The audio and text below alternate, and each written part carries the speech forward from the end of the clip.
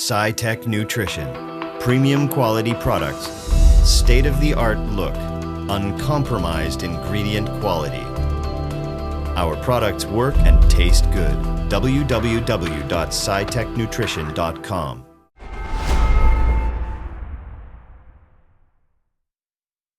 What's up, RX Muscle? This is Cedric McMillan here at my own free will. Okay, brought to you by SciTech Nutrition. We're interviewing this guy here. He's a little bit famous in the bodybuilding world, named Dave Palumbo. We're here at the 2015 New York Pro. They had it out here at Teaneck, New Jersey. Kind of a change of venue from, years past and everything.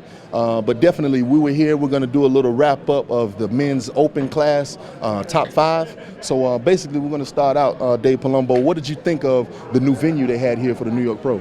Well, I told Steve this is the greatest venue. I'll tell you why, because it's easy to get to. Parking is free. The hotel is cheap for the competitors to stay in, and it's bigger. And I think that's important. I think we needed a bigger venue. I love New York City, but it's expensive, and you can't really get enough room. You can't find places to park. This is the place to be. I, for one, like more of the theatrical or the theater setting versus, a ballroom setting. But I believe it gets the job done as well. It's tough in New York, Cedric, to find a place that's not cost prohibitive. That's what people don't realize. If we were in South Carolina, for instance, we could get a theater. You could get a great theater, probably. And it wouldn't cost much either. No. Okay, so here we're looking at the top 5 here. We had 5th place winner, Gregory. Well, let's talk about the winner first, because it was a very tight competition. I want your opinion on this, too. Juan Morel versus Victor Martinez. Victor Martinez, the veteran. Juan Morel, the up-and-coming guy. He's been second here a couple times, or third and second. Last year behind Big Ramy. Morel comes in. I really had Victor winning after prejudging. I thought Victor had a little bit more wow factor. I thought he had a little bit more detail. And then I changed my mind at night because I thought Juan came back fuller, a little harder. I think, to me, Juan Morel's biggest deficit is the fact that he doesn't present himself that well. I think that was why it was as close as it was. If he had presented himself as good as Victor did, I think it would have been hands down Juan Morel. Okay. All right. Well, definitely, you're not going to like my answer here because I could not choose between the two. You're very indecisive, though, aren't you? Man, listen. You can look at two bodies and you can point out weaknesses on each of them and point out strengths on each of them. I can definitely tell you that I love how streamlined Juan Morel's physique was from top to bottom. However, I loved how developed and how mature Victor Martinez's physique was. When they do their back poses, Victor Martinez had more of a 3D look, whereas Juan Morel had more of a streamline, wide across the top and narrow waist, and I'm a fan of that as well. And I was trying to pick apart their body parts together, and it was like, honestly, it could go. I would be satisfied either way for me. Being a Victor fan from a long time ago, Victor won, I would have been happy with that. But with Juan Morel winning as well, with his great symmetry and structure, I was satisfied with that as well. When I was watching them posing at night, man to man, I said to myself, it's interesting because who would have ever thought Victor would be the older guy on the circuit? And I'm saying, is this his last best show? How many more shows he got him? And then I see Juan kind of surging. This is the best he's ever been. I worked with Juan for many, many years. And I told Juan, I said, Juan, one day you're going to fill out that frame and you're going to be unbeatable.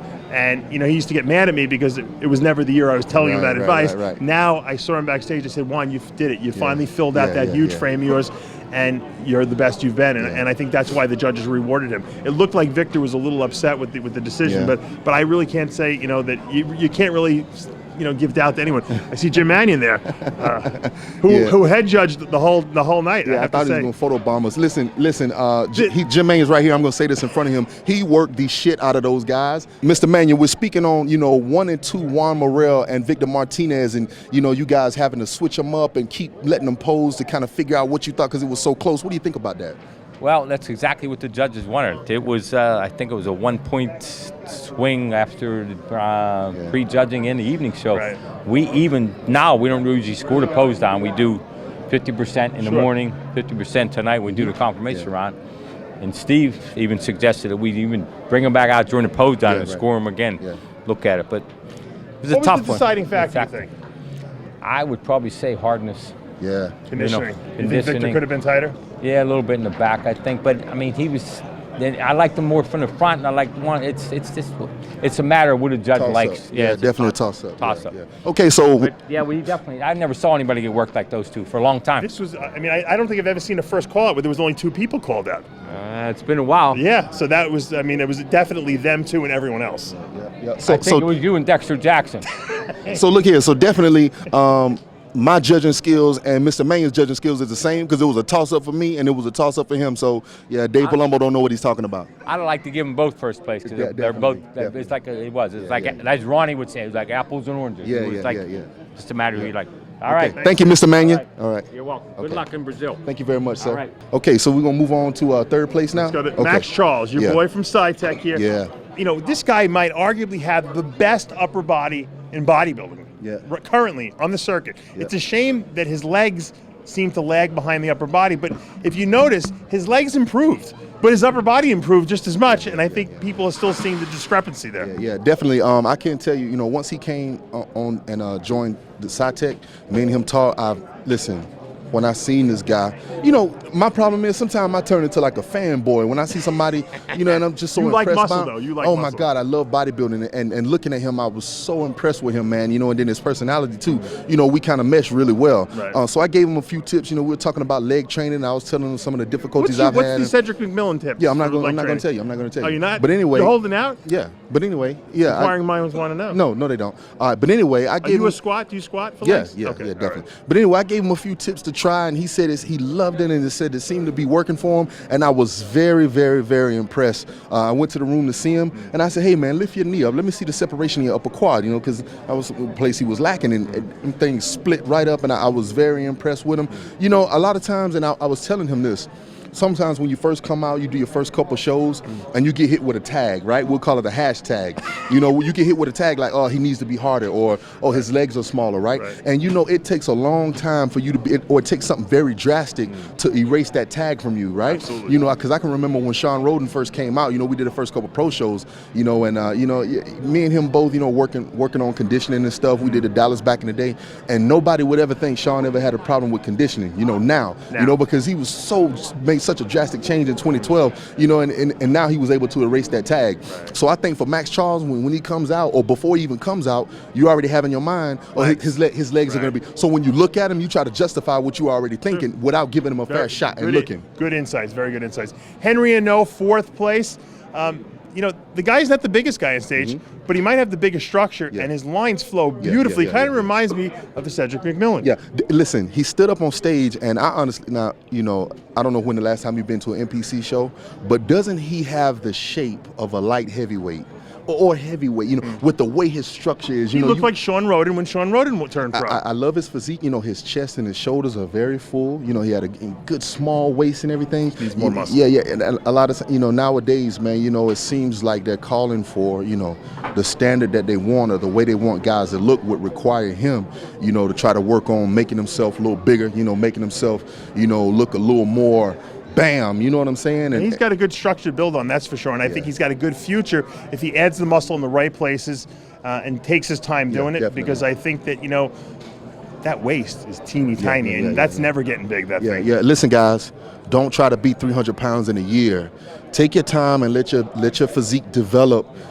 Because listen, you put on these 30, 40 pounds in a year, and all of a sudden you look amazing, and I'll give you 5 years before your body's burnt out.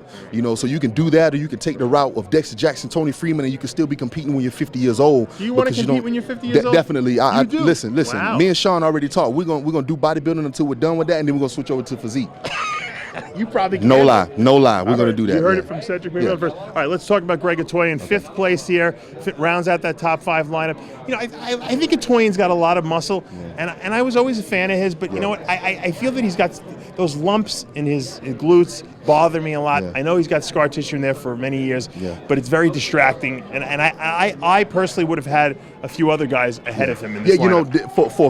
For 5th place, I was looking at Clarence Davis, between Clarence Davis and Gregory, going at it to lock down 5th place, So, but they went more with Gregory, and you can't really knock them. The judges, they know what they're doing. But I definitely favored Clarence's physique over Gregory a little bit. If Clarence would come in shape, it would be like lights out. I mean, this guy would do really well. And he started as a 212 guy. Yeah. He's a legitimate open guy, Yeah. but he comes in off every single time I see him. One time here in New York, he was perfect. Yeah. I've never seen him duplicate that.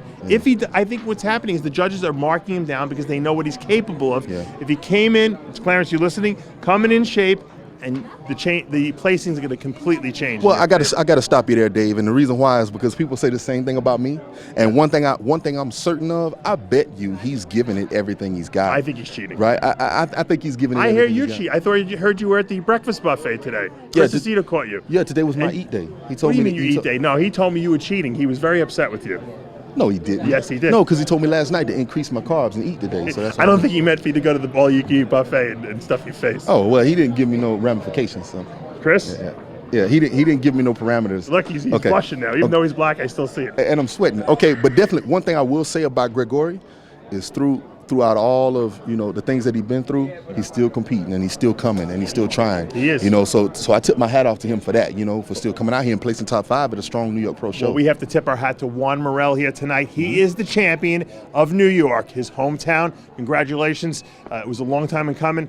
And, I think that there's going to be great things to come for Juan in the future, especially for the Olympia. Yeah. And what I want to say is you guys have to be honest and say that I am a better interviewer than Dave Palumbo is, right? You see how extreme his eyes are? You see how he look like that? And I'm more chill with it, right? I know y'all like that more. You make me look like amateur hour, Cedric. If I can only get you to hold the microphone a few more times, we'll be great.